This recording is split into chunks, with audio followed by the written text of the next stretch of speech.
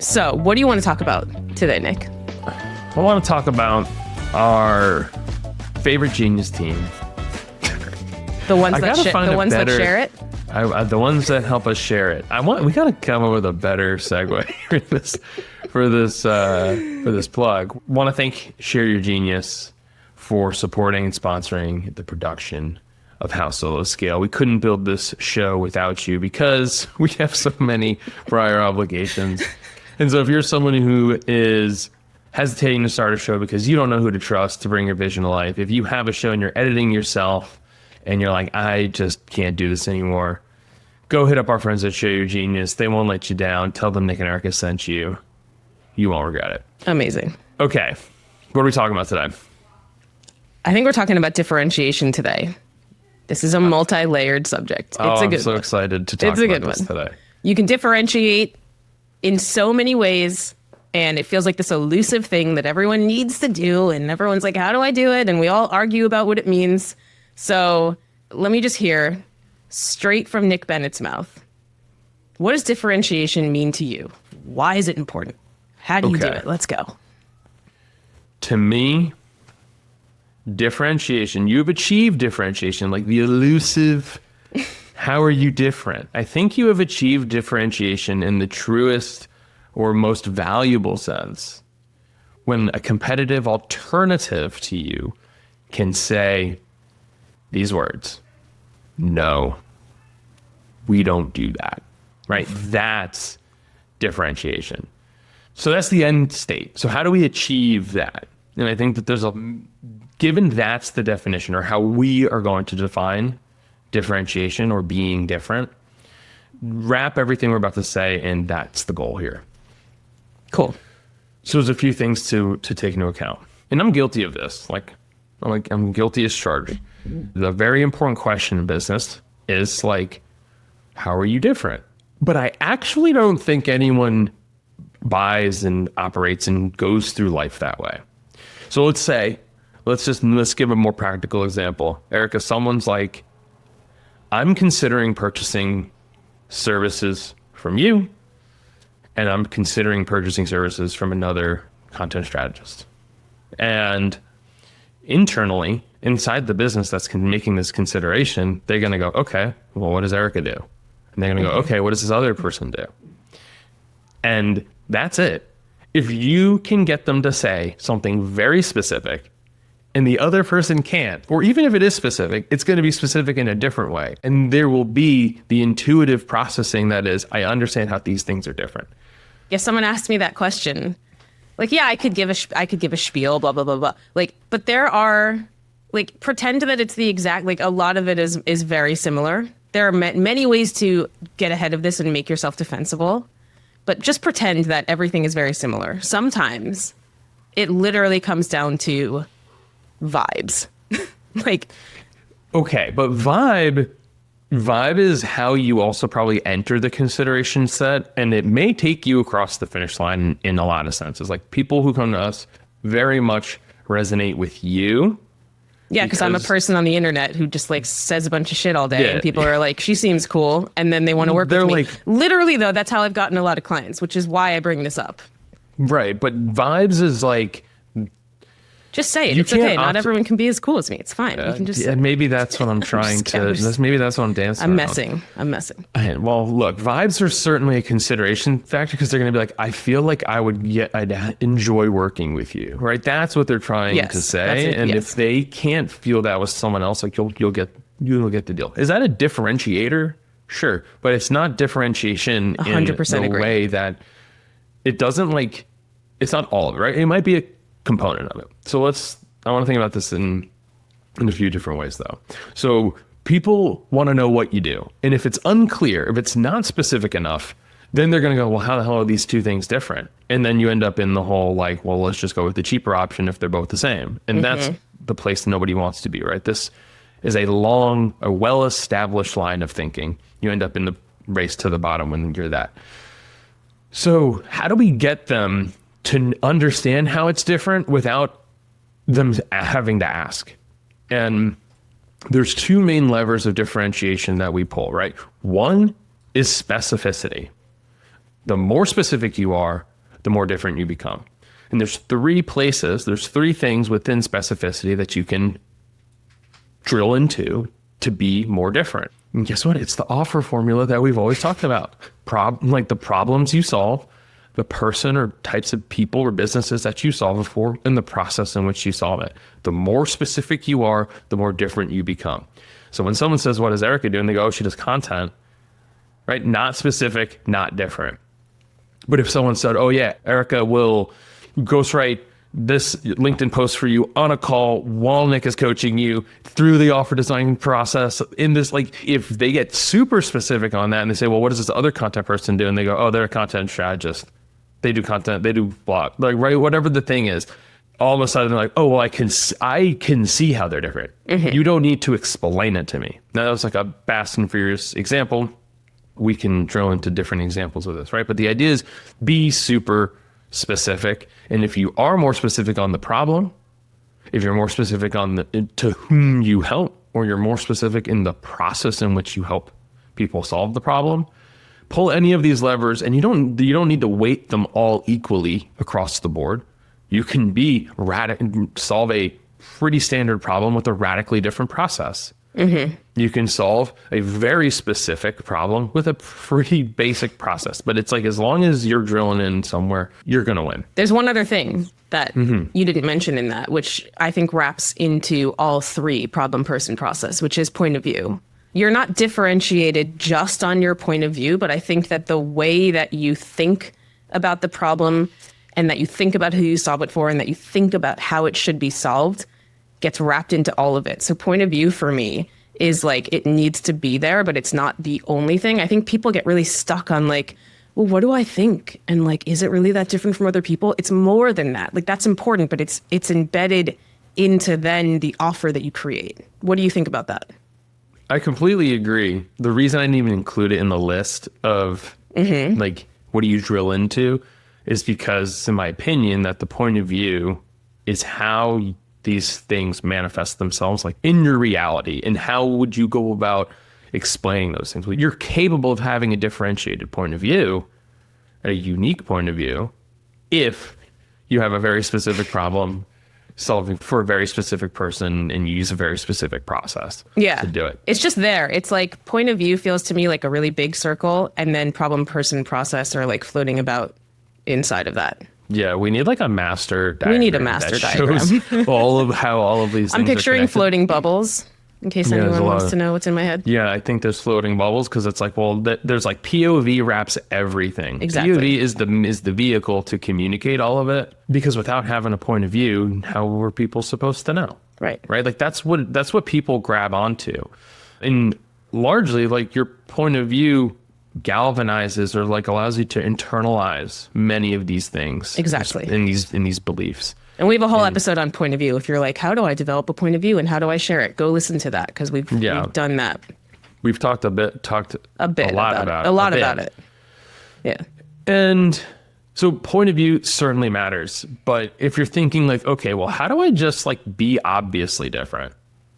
Yeah. Instead of non-obviously different, or different in a defensible way. So here's kind of the rub with all of this. What we're seeing a lot of people do is they try to differentiate in ways that are the opposite of what the current, like the status quo is, or a competitive alternative. So if there's an issue in a workflow, they would say, oh, well, we have solved that problem through our service. And I'm not saying that's wrong. Like, there's nothing wrong with doing that. You should do that. That's a great thing to do, because people can go, yes, but of course, like, this has now become obvious that this is a sticking point for me. But it is not defensible, because everyone else in the world, especially in services, can just decide that they also do that. It is a tactic. It's a technique. Whereas if you get hyper specific on your offer, right, the combination of the problem, person, and process, if you get hyper specific there, a competitor would be like, no, we don't do that. That's not the thing that we do for people, right? We're going to get on a call with you for 1 hour a month, and then we're going to do this other thing. Like, we're not going to do, like, just tethering onto the writing example. There's no other way, right? Positioning is a really, really common one. There's a bunch of positioning people out there, and many of them are going to say the status quo is we do this thing, we takes a few months, we get a slide deck together and we make that presentation and we show you new positioning. And then there's like the positioning sprints. Like, oh, yes, that's like a much more specific way to solve the problem. And then when you look at someone and say, other positioning people take months, our positioning process is different from that. And they say, no, we don't do that. Right. Well, what if someone was like, well, okay, we can do that. We can do it in weeks instead of months. Totally. And then, so more specific, what is the output of that, right? So we're thinking like a lot of people now, us included, like they produce like wireframes for people as part of the primary deliverable. Mm-hmm. So people are like, no, we don't produce a wireframe for you. We don't turn your positioning into messaging. If we do that, all right, now we understand how these things are different without having to spell it out for people. Right? They'd say, well, we're going to get a wireframe out of this other company and we're not going to get a wireframe from them. I understand now how it's different. I don't need to ask. So basically, if you can answer the question, what do you do? Or how do you do it in this way? You are defining your differentiation. Because no one will think like if people got to ask how different these things are, I think you're probably already toast. Okay. So specificity. No, the thing is like, yes, feature parity exists, right? The thing that's very troublesome for services businesses is that anyone can just decide they do stuff. You don't actually even have to have ever done it before. You can just say you do it. In tech, feature parity is a process. Like you literally can't be like, oh, well, we offer meeting links and you don't. Yep. Like you have to go and build it. You can't just make it up. In services, you can just make it up. I know that's not ethical or whatever, but the point is that it's what people do and it's completely possible. Right. And then the thing is people will say it and they're going to go, okay, shit, how do we no, we got to go make a framework. We got to go make a process to go do this thing that we just committed to doing. Again, I don't think the ethics of this are not the discussion. Mm-hmm. We can all agree that it's not the right thing to do. Sell something like that. But yeah, definitely don't do that. So don't do that. What happens then if feature parity can be copied really easily in SaaS? That's a huge problem, and you have to be differentiated in. Well, most people would say point of view is like also a massive differentiator in SaaS because like 100%. Because feature parity, like tech is pretty easily copy and pasted. So then what's the differentiator in services if someone's like, okay, I'm just going to go copy Nick and Erica. I'm now offering, I can write content on calls while someone creates an offer. Yeah, totally. So we get super specific. And at some point, people are going to say, I don't do that. And the thing is, people will validate your category, right? At some point, like even just look at Calendly, look as an example. They were like, here's a link to schedule your meetings. And people were like, that's an interesting thing. And no one thought much of it. And then they started to gain traction. And then all these other tools popped up. And then it started getting baked into other bigger platforms like HubSpot. And now you can get a meeting link anywhere. And they're mostly free. And so all that does is validate the category or the approach and the mechanics behind what you're doing. So that's not a bad thing that other people join the market. Like expansion. So are you good. arguing that it's important as a service provider to try to be that category king? I'm saying always. Like, you always want to be like you always want to be. But I'm just thinking about the people coming in. Like a lot of shit's already taken. Like so you gotta find some crazy shit. Even if you're validating someone else's category, you can still make a very successful business. Yes or no? Yeah, of course you can. But here's the thing, right? Like no one would you want to go in and just straight rip off someone else's business model and be like, we solve this exact same problem for the exact same person in the exact same way. Like if you were to do that. I can think of several people that are trying to copy Fletch right now. 100%. Like everyone is inspired by them. Like there's a bunch of great stuff that they're doing.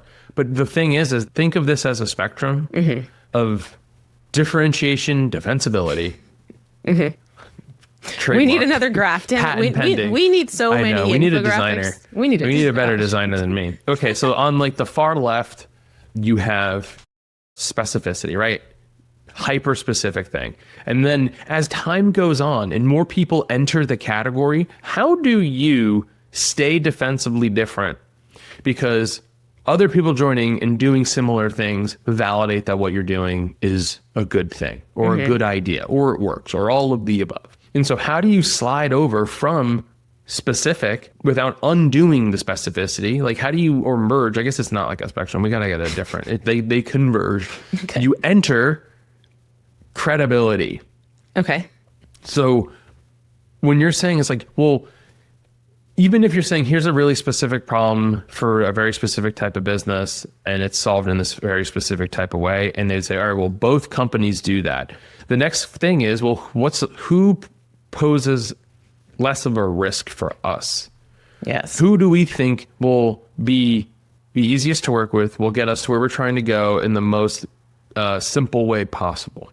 That we are not, this is not going to be wasted money. And so credibility comes into play, right? Generally, credibility is actually, people like will throw up big logos all the time. They're going to be like, we worked with HubSpot. And there's like, well, there's 100,000 people that work at HubSpot. And so like, if one person who works at HubSpot downloads your tool, you can't just put HubSpot on as a logo on your site. Like people see through that stuff, people largely don't care either, because when they see certain logos, they go, oh, well, this just must not be for me unless I'm like an enterprise publicly traded company or something along those lines.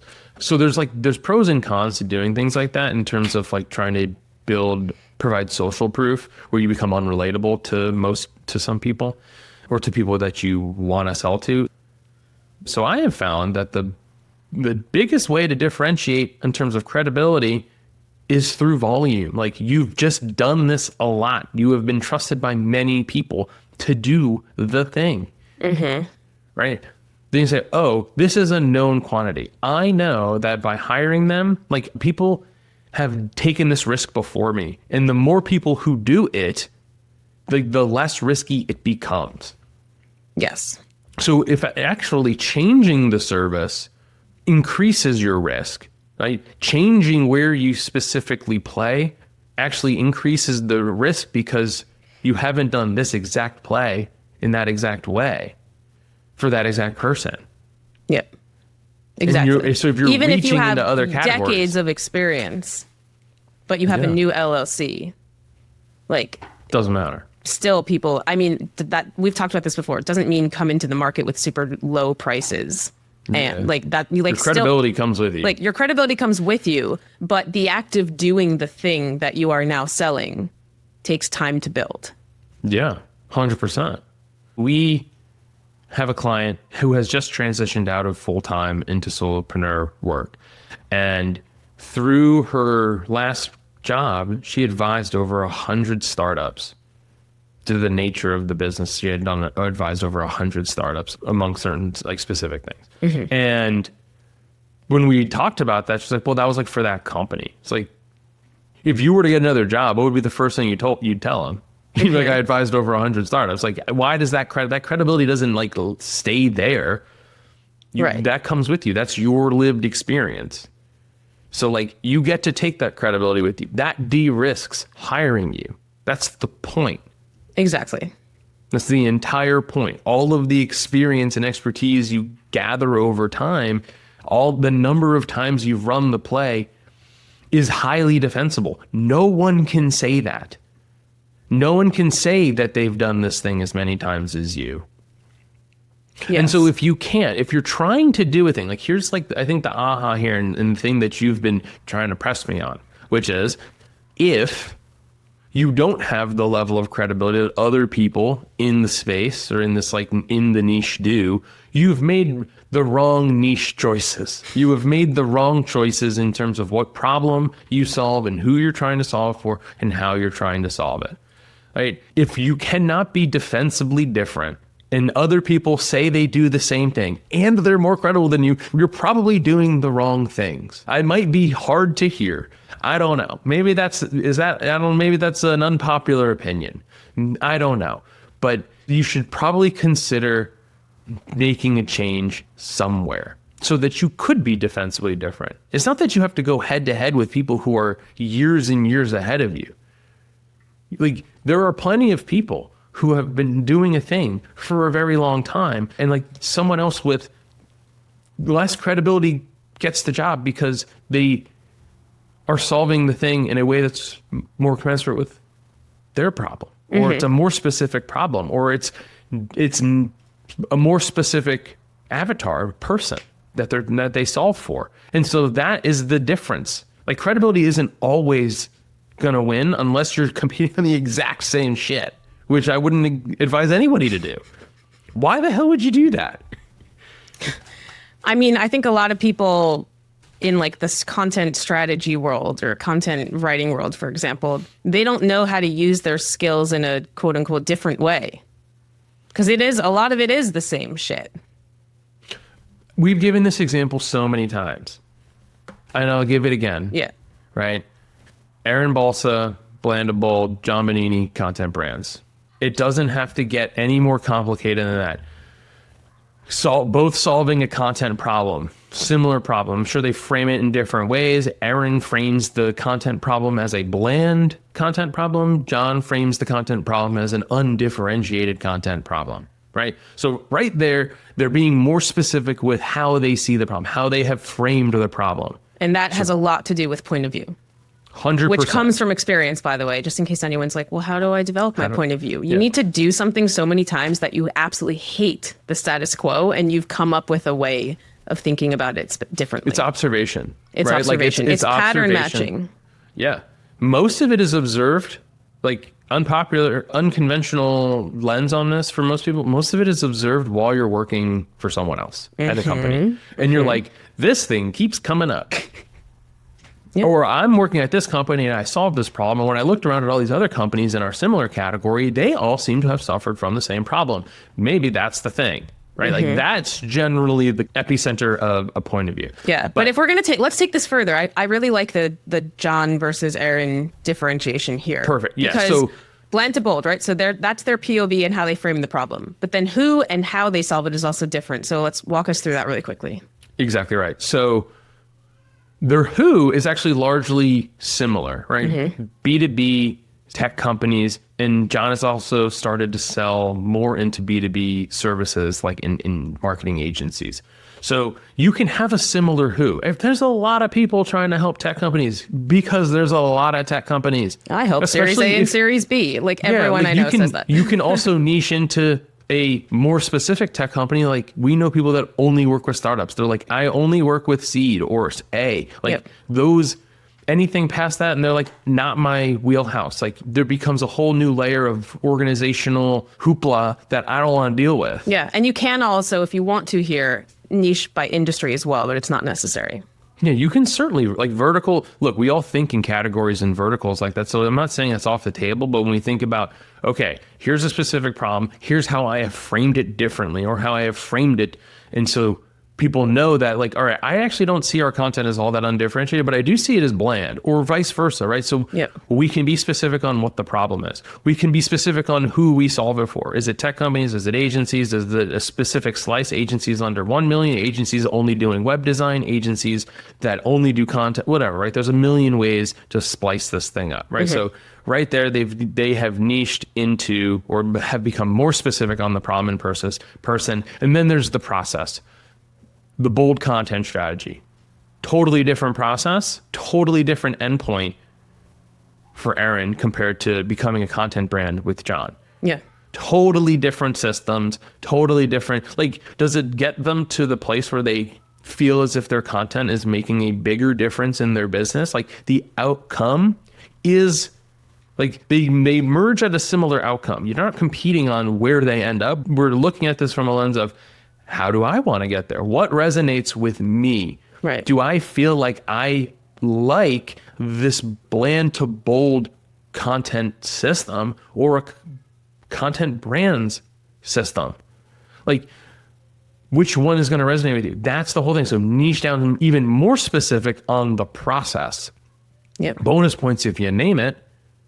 Okay, so they're both highly credible. They're both highly credible people. They've both helped dozens, if not hundreds of people at this point. Yeah. So they're like, at that stage, they're going way more on specificity because it's highly defensible. Yeah, they also have things that they gravitate towards based on their experience. So, like, I mean, correct me if I'm wrong, I don't think John does research reports for people.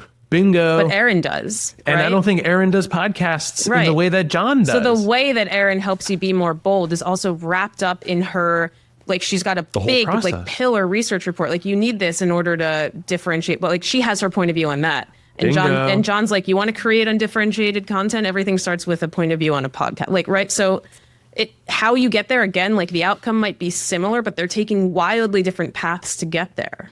Yes. There's a world where you need both of them, right? But not at the same time. Yeah, for sure. 100%. Right. This is the whole reason I'm saying, like, you must be highly defensible. I think the big aha here is like, I don't see a world. I mean, it's possible, but I think it's very unlikely, very highly improbable that someone is comparing Erin and John in this way, that they're considering hiring both of them and they're not sure which one to choose. And they're thinking, how are they different?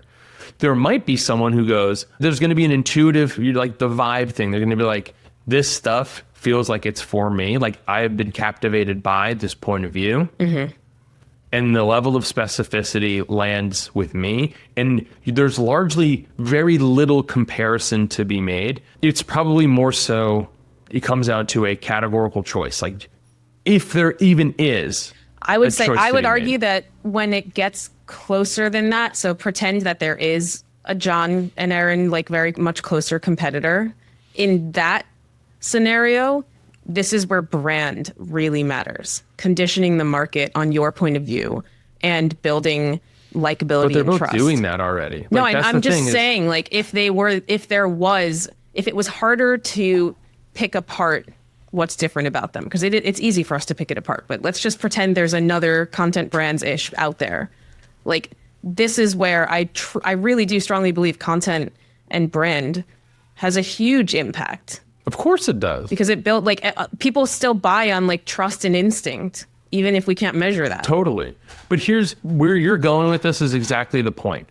That in a world that someone says, all right, there's two content strategists here. Let's say if it is John and Erin, they're going to say, cool, what does Erin do? Like if you're the VP of marketing at a company and you're trying to tell your CEO, hey, we want to hire a content strategist to help us improve this stuff.